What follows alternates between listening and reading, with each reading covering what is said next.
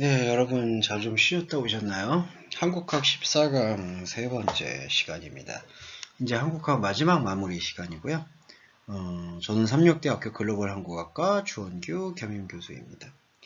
여러분과 함께 이제 한국학을 마무리하면서 지금 마지막 정리 단계에서 세외에서 생각해보고 있는, 해외에서 접근하고 있는 한국에 대한 관심사는 무엇인가? 거기에 대해서 최종적으로 좀 정리를 해드리고 있어요. 이에 대해서 최종적으로 정리를 하고 이제 한국학에 대해서 마지막 갈무리를 좀 해보도록 하겠습니다. 자, 마지막 시간입니다. 자, 프랑스에서의 한국학 연구 좀 살펴볼게요. 프랑스는 독일이 생각하는 한국에 대한 가치관과는 다르게 좀 문화적 접근을 많이 하는 편이에요. 학문의 분과 역시도 문화적인 좀 시스템을 많이 존중하는 편이기도 하죠. 그런 면이 좀 있어서 프랑스에서의 한국학 연구는 여러 가지로 여러분에게 도움을 주고 있다. 뭐 이렇게 생각을 할 수가 있을 것 같은데요.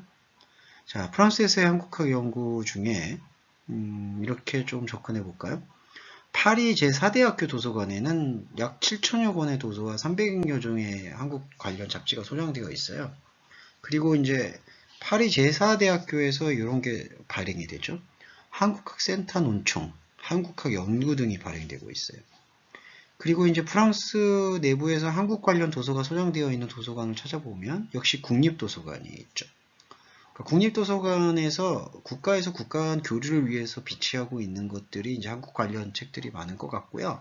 그 다음에 프랑스 내부에서 이제 동양어 문화연구소가 있어요.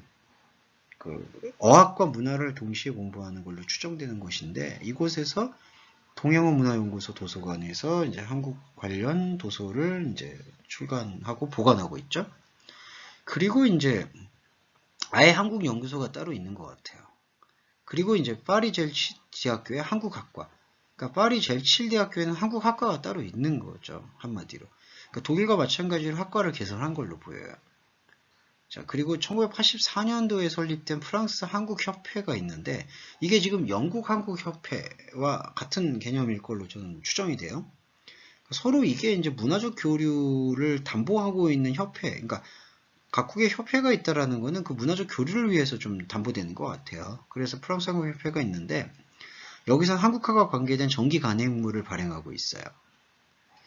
그리고 이제 1990년에는 파리 고등연구원, 이 고등연구원이 대학원 이상의 연구기관으로 알려져 있는데, 그러니까 상당히 어떤 고층적인 연구를 진행하는 기관이다. 이렇게 조금 평가해 볼 수가 있을 것 같아요. 그 파리 고등연구원이 어문학 분야만이 아닌 사회과학 분야만을 망라한 대학원 과정의 한국 연구소가 개설되어 한국학 연구가 사실 다른 어떤 유럽 국가보다도 더 활성화되는 걸 살펴볼 수 있죠. 독일도 그 아까 어떤 대학교인가요? 대학교 명칭이 정확히 기억은 안 나지만 대학교에서 이제 박사과정을 뒤늦게 된 건데 근데 이 프랑스는 1990년대에서 지금 30년째 된 거죠. 파리 고등연구원에서 그 사회 분야, 과학 분야까지를 망라하는 대학원 과정에서 한국연구소가 개설됐어요. 자, 그러니까 이게 조금 차이가 있는 거죠. 그러니까 한 국가를 배우는데 단순히 어학을 배우는데 그치는 교육 시스템이 있고 그 어학을 공부하는 거에만 머무르는 게 아니라 이를 넘어서서 사회과학 분야까지를 이제 그 확장시키는 연구, 확장 연구를 시도하고 있는 부분이 있는데 프랑스에서는 바로 그렇게 확장 연구를 시도하는 부분까지도 이렇게 전개가 되어 있는 것 같아요. 그래서 1990년에 파리 고등연구원에서 그 문학 분야, 어문학 분야, 그러니까 어학 분야를 넘어서서 사회과학 분야까지를 망라하는 대학원 과정에 한국연구소가 개설이 되었다. 그래서 한국의 사회과학적 접근까지를 담보하고 있는 게 프랑스에서의 한국학 연구의 현 주소라고 생각이 됩니다. 네덜란드하고 한국에 어떤 교류가 있을까라고 싶지만 유럽은 동아시아에 대해서 특히 동북아시아에 대한 어떤 연구적 과제가 되게 진지한 편이에요. 그래서 네덜란드에서도 한국학은 조금 진지하게 연구되는 걸로 이제 이해가 되는데 한 저자의 책을 조금은 살펴보겠어요. 이게 꽤 오래됐죠. 1692년. 이때는 한국에선 조선시대예요. 근데 보면 그 네덜란드 사람들이 이 아시아 대륙으로 많이 좀 뭐랄까 여행이라고 표현하면 좀 그렇지만 꽤 많이 진출을 했어요. 그러니까 중국을 비롯해서 중국, 일본, 한국 이런 곳으로 되게 많이 와서 정착을 하거나 뭐 이렇게 하거나 뭐 이렇게 지금 전개가 된 것 같아요. 네덜란드에서의 한국학도 지금 그런 맥락에서 조금 저는 뿌리를 찾아볼 수가 있을 것 같은데요. 1692년에 출판된 그 앤 위센이라는 인물의 참 이거 제 발음기를 잘 못 읽겠어요. 여러분 그냥 책 제목은 미정으로 해두겠습니다. 여기에 한국에 대한 많은 내용이 수록되어 있고 그리고 또 1796년에서 1800 이거는 17세기와 18세기의 인물인데 필리프 프란츠 디볼트라는 여행가로 제가 기억을 하고 있는데 뭐 이 인물도 한국의 행정제도와 문화 언어에 대해서 언급했어요. 그러니까 네덜란드가 이상한 게 좀 관심이 많은 것 같은데요. 그래서 디볼트의 작업을 도운 요한 요제프 호프만 이제 그 이후 사람이 되겠는데 이 사람이 레이던 주립대학교에서 일본어 감자를 담당하면서 동시에 한국어 단어집을 펼쳐냈죠. 그러니까 일본이 먼저 알려지고 그 다음에 한국이 알려진 것 같아요. 보니까. 그리고 비 후팅크라는 인물도 하멜의 표류기, 하멜 표류기라는 게 유명한 책인데 하멜이라는 네덜란드 인물이 표류를 계속하면서 세계를 돌아다녀서 기록하고 있는 기록이에요. 근데 그 기록 중에 이제 한국을 경험했던 것들이 제일 주류가 되어 있는 게 하멜 표류기죠. 그 하멜 표류기를 쉽게 풀이해서 자신의 서문에 실어서 발행을 하는 경우가 있어요. 그리고 또 일본어 교수로 재직하던 프리츠 보스가 네덜란드에선 처음으로 레이덴 주립대학교에 한국어와 한국사 강좌를 개설하는데 큰 역할을 했다고 하더라고요. 레이덴 주립대학교 도서관에 5천여 권의 약 관련 도서가 소장되어 있는 것으로 알려져 있습니다. 그러니까 네덜란드는 일찌감치 좀 뭐 한국에 대한 관심이라기보단요. 동양에 대한 관심이 조금 지대했다. 뭐 이 정도로 저는 평가해 볼 수 있을 것 같아요. 네덜란드에서의 한국어 연구의 흐름입니다. 이탈리아는 어떨까요? 이탈리아는 한국 연구에 대한 본격적 시즌을 1960년 나폴리 대학교로 돌아가 볼 것 같아요. 1960년 나폴리 대학교에 한국어학과가 개설이 됩니다. 근데 이제 이곳은 이탈리아는 근데 전체적으로 한국에 대한 관심이 그렇게 많지는 않은 걸로 추정이 돼요. 해마다 수강생이 줄어들고 있대요. 그리고 가까운 장래에 많은 학자들이 한국에 관심을 갖게 되리라는 기대는 갖기 어렵다라고 보는 게 총평입니다. 솔직히. 근데 이거는 여러분 한국이 이탈리아에 대해서 갖는 관심도 마찬가지예요. 이렇게 상호적으로 좀 따져보면 그래요. 한국도 이탈리아에 대한 연구가 그렇게 많이 이루어지진 않았어요. 뭐 해마다 이탈리아 영화제 같은 게 존재하기는 하지만 그래도 이탈리아가 어떤 문화고 지금 어떤 정치적 상황인지를 크게 관심 갖지는 않아요. 그냥 그렇기 때문에 이탈리아에서 한국학 연구나 이런 것들은 그냥 냉정하게 바로미터를 갖고 볼 필요는 있다. 이런 말씀을 좀 드리고 싶어요. 그 밀라노 대학교에는 1978년에 한국어, 1980년에 언어 문화를 시험 삼아 강의한 뒤, 그 다음에 사실 별다른 강의를 지금 내지 않고 있어요. 그 로마 대학교는 1983년에 중앙 및 극동아시아 연구소에서 한국어 강좌를 개설했는데 바로 중단이 됐어요. 나폴리 대학교 도서관에 약 400권에 관련돼서 한국 관련 도서가 소장되어 있고 그 프로파간다 피데아 신학대학 도서관에 200여 종의 정기간 앤물이 소장되어 있다는데 이것도 뭐 대부분 캐톨릭 종교에 관계된 거예요. 한국에도 캐톨릭의 교세가 좀 높거든요. 그래서 그 캐톨릭 신학에 대한 그 관심으로 인해서 종교적 서적이 이제 비치가 되어 있는 경우 정도. 그 정도를 제외하고는 이탈리아에서는 한국에 대한 관심도 좀 적을 뿐더러 그리고 학문적으로 뭔가 접근하려는 것들을 그렇게 뭐 좋아하질 않아요. 근데 이거는 우리도 좀 비슷한 맥락으로 좀 보시면 될 것 같아요. 그 우리가 갖고 있는 그 비슷한 맥락은 뭐냐면 한국도 이런 부분에서 이탈리아에 대해서 뭐 그냥 음악적으로 관심을 가지려고 하지 학문적으로 관심을 가지려고 하지는 않는다. 뭐 이런 부분들을 조금 저희가 다르게 생각을 안 할 수는 없겠네요. 그래서 좀 아쉬움들이 있어요. 예, 서로 간에 좀 교류가 충분히 일어났으면 하는 마음들이 있는데 뭐 그러지 못하는 아쉬움들은 좀 남는 거죠.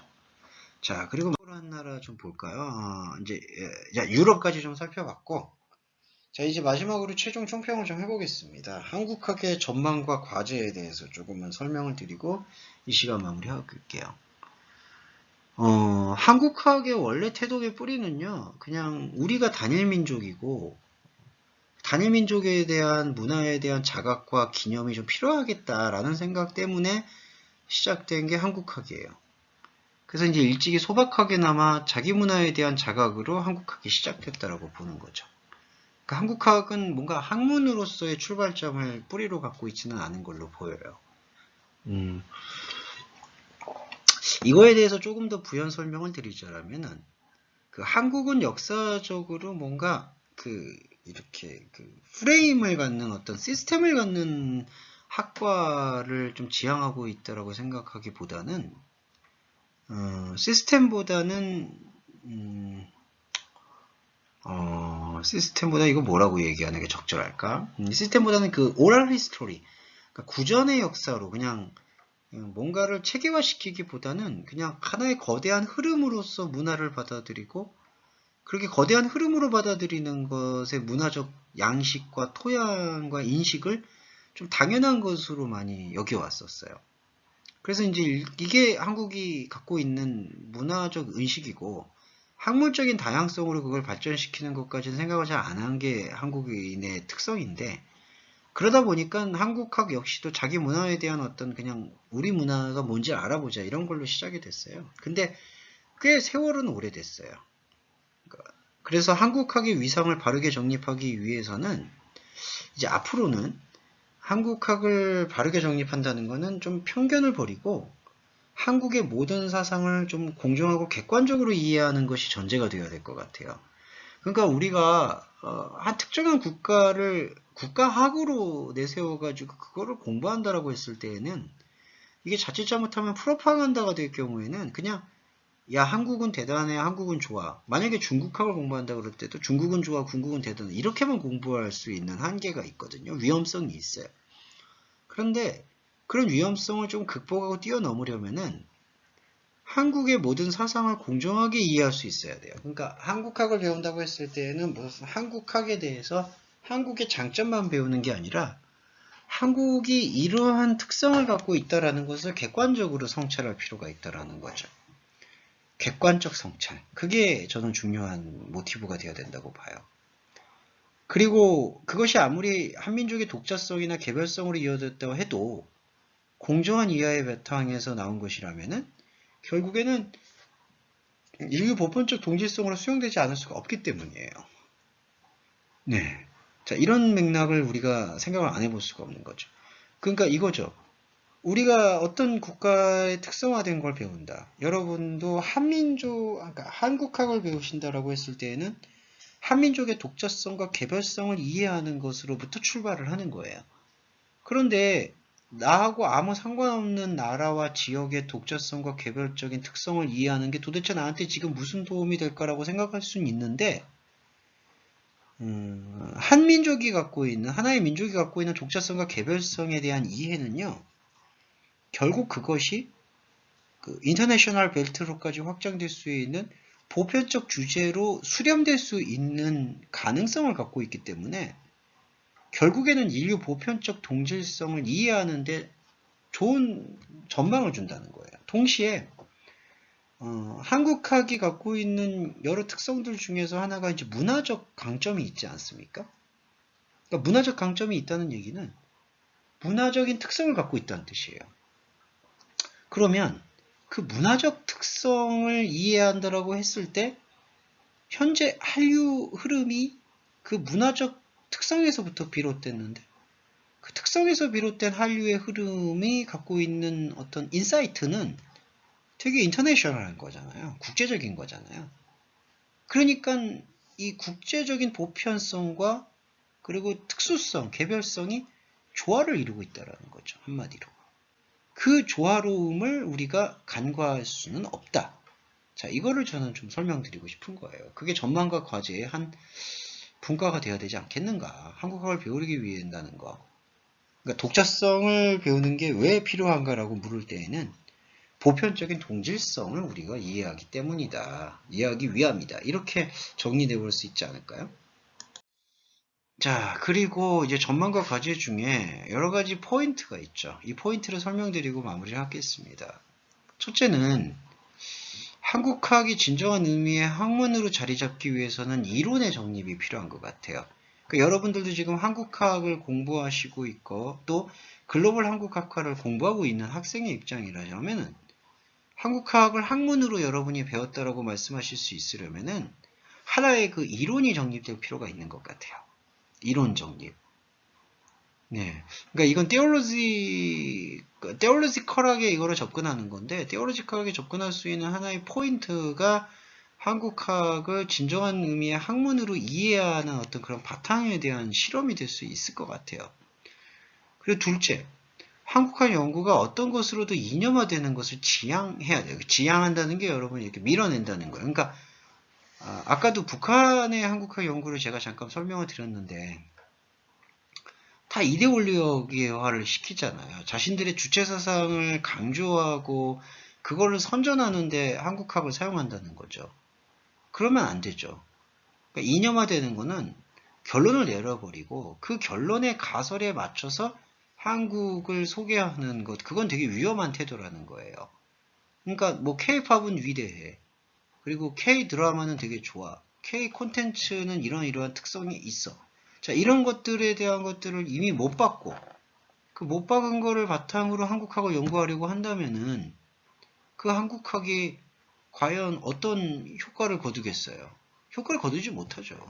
그러니까 이념적으로, 어떤 것으로도 이념화되는 것이 안 좋은 거예요. 이때 이념화라는 건 어떤 이데올로기로 현중되는 현상일 수도 있고, 또 다른 의미로서는, 먼저 결론을 내리고, 그리고 우리가 뭔가를 이걸 선전하고 알리기 위해서 한국학을 공부하고 배우는 거다.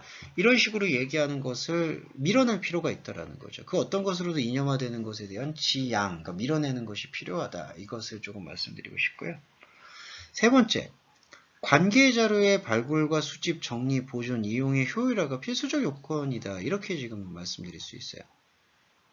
이게 뭘까요? 관계 자료의 발굴, 수집, 정리, 보존, 이용의 효율화가 필수적이다. 자료들을요, 계속 잘 모아야 돼요. 그리고 모아서 잘 효율성 있게 그거를 좀 만들어낼 수 있어야 되죠. 그게 이제 필수 요건이라는 거예요. 근데 지금까지는 이게 한국인들이 한국 민족의 특성이기도 한데, 이 오랄 히스토리에 많이 기울여져 보니까, 그러니까 구술사에 많이 기울여져 있다 보니까, 제대로 된 이론 정립이 많이 이루어지진 않았어요. 이론 정립도 그렇고, 그리고 효과적으로 이 자료가 발굴되거나 수집되고 정리되지는 않았어요. 이런 것들은 사실 다른 나라에 비해서 좀 많이 떨어진다라고 할 수가 있기 때문에 조금은 극복을 해야 될 포인트이기는 해요. 네, 그래서 관계자료의 발굴, 수집, 정리, 이용, 보존의 이유, 효율화가 필수 요건이라는 사실, 거기에 조금 더 이제 꽂혀야 될 필요성은 있고요. 그리고 제일 중요한 건 네 번째, 한국학 연구자들을 양성해야 된다. 자, 여러분들이 지금 그 역할을 하신다라고 보면 돼요. 그러니까 여러분들이 유학을 오셔서 글로벌 한국학과라고 얘기하는 이 학과에 자부심을 가지실 수 있어야 되는 거는 한국학에 대한 연구자가 여전히 아직 많이 부족해요. 근데 한국은 경제 규모라든지 의미상 많이 확장이 되고 있어요.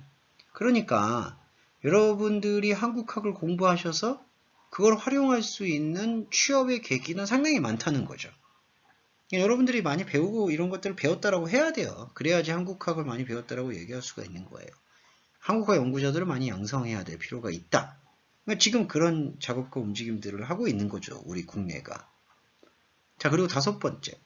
한국학 연구사를 일정한 주기마다 정리, 축적한 연구사적 검증이 필요하다. 자, 연구사를 일정한 주기마다 정리하고 축적한다라는 건 뭐냐면요. 그 연구도 트렌드가 있어요. 그러니까 유행의 지점이 있는 거죠. 그래서 그 유행의 지점을 조금은 잘 짚어줄 필요가 있어요. 그래서 그걸 또 검증해 봐야 돼요.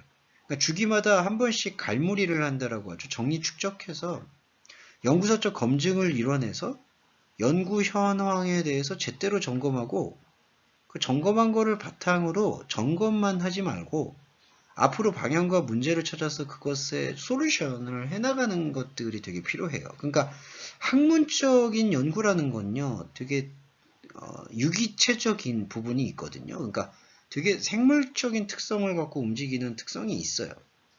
그러니까 그런 생물적 특성을 좀 고려하면서 그 생물적 특성으로부터 비롯된 살아있는 어떤 느낌?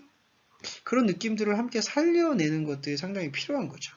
그러니까 유기체적인 어떤 느낌, 그런 부분들에 대한 고려가 상당히 좀 필요하다. 그 말씀을 말씀드리고 싶은 거예요. 그러니까 유기체적인 느낌이 있으려면은 그냥 계속 방치해두면 안 돼요. 그러니까 방치해둔다는 건 뭐냐면은 그냥 연구를 그냥 뭐 논문 내고 쌓고 이 정도로 그냥 계속 하는 거. 그런 태도를 가져서는 곤란한 거죠. 그러니까 일정한 정리, 일정한 시기마다 이걸 축적하는 거예요. 그리고 그거를 연구사적인 프리즘을 들이밀어서 이게 연구사적으로 사료적 가치가 있었는지, 정말 연구 현황이 어떤 그 스탠스를 제대로 좀 맞추고 진행되고 있는지, 그 스탠스를 맞추고 진행된다는 건 어디 하나에 많이 빠져 있는 건 아닌지, 자, 그런 것들을 조금 끊임없이 점검을 해볼 필요가 있는 거죠. 주기마다. 그러면은 그렇게 만약에 조금 그 스탠스가 좀 기울어졌다라든지 어디에 너무 많이 쏠려 있다 뭐 이런 것들을 조금은 깨달을 수가 있잖아요. 그러니까 그런 것들을 다시 한번 방향과 문제를 찾아 해결해 나갈 수 있는 솔루션 발견으로 연결될 수가 있겠죠. 자, 그게 이제 전망과 과제예요. 과제. 그리고 마지막입니다. 여섯째. 한국학은 한국의 사상을 대상으로 해요. 한국의 의미를 밝히는 것을 목적으로 해요. 그렇죠. 자, 한국학이다라고 얘기하면 그 정의를 어떻게 내려볼 수 있을까요? 자, 한국이 갖고 있는 사상을 대상으로 한 거예요. 그래서 한국의 의미를 밝혀요. 한국을 아는 게 한국학이에요. 그런데 한국의 의미를 제대로 알려면, 자, 한국은 한국이라는 것으로 독자적으로 존재하는 국가적 양식이 아니죠. 그러니까 그런 국가는 없어요. 그러니까 홀로 존재하는 국가는 없어요. 안타깝지만 여러분 지금 노스코리아 같은 경우에는 자신들이 자주적으로, 그러니까 주체적으로 뭔가를 한다라고 꼭 얘기는 하지만 결국 주체적이지 않아요. 식량 원조라든지 여러 가지 부분에 대해서 지금 도움을 받아야 돼요. 그러니까 국제 원조를 받아야 돼요. 그게 국제 관계예요. 그러니까 고유한 사상이란 건 있을 수가 없는 거예요. 다 국가도 그렇고 민족도 그렇고 상호 텍스추얼한 상호 인섭섹셔널 그 교류적 관계가 필요하다. 그러니까 그러면 만약에 한국의 사상을 대상으로 하여 한국의 의미를 제대로 밝히려는 것이 한국학 공부의 목적이라면 동시에 국제적 시약, 인터내셔널 벨트에 대한 그 이해와 통찰력이 같이 요구가 되는 거예요. 그러니까 우리가 한국학을 배운다라고 했을 때는 그냥 한국만 배우는 게 아니라는 거죠. 그리고 한국만 배운다라는 이론은 성립되지를 않아요. 한국만 배울 수 없어요. 한국을 배운다는 것은 그 자체로서 한국과 관계를 맺고 있는 인터섹슈럴한 그런 어떤 상호 교류적 관계들을 함께 공부하는 거예요. 한국과 관계 맺고 있는 중국, 한국과 관계 맺고 있는 베트남, 한국과 관계 맺고 있는 일본. 자, 이러한 상호 관계를 서로 이해하고 교류하는데 하나의 뿌리와 포인트를 주고 있다는 거죠. 그러니까 한국학은 독자적으로 한국을 공부하기 위한 그 시선을 동시에 약간 듀얼리즘적으로 국제적 시야를 함께 끌고 가는 것으로 병행할 필요가 있다는 거예요.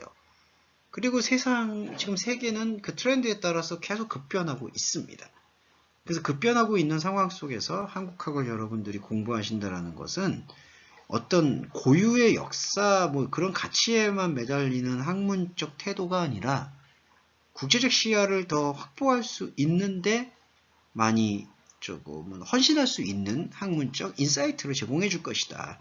그러니까 그런 특성을 갖고 있다는 점에서는 상당히 좀 글로벌한 가치관을 갖고 있는 거죠. 한국학이. 네. 자, 그런 부분까지 여러분과 나눴습니다. 한국학 전체적으로 14강까지 같이 정리하셨어요. 고생 많으셨고요. 이것으로 한국학 강의는 온라인 강의는 여기서 마무리하겠습니다. 수고 많으셨습니다.